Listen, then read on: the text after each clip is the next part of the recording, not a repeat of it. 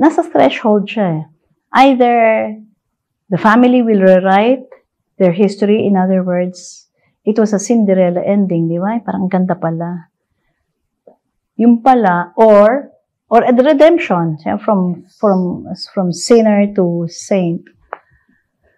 Or it will be the end of a decades-long attempt to resurrect the name. Kasi may problema pa sila actually, and I would like to remind them. Si Mrs. Marcos has a conviction, 7 counts in the Sandigan Bayan, na hindi pa naaayos. I don't know, ang court ba ang mahina na hindi nila pinapakulong? Ang PNP ba? I think the judiciary and the PNP must talk about this.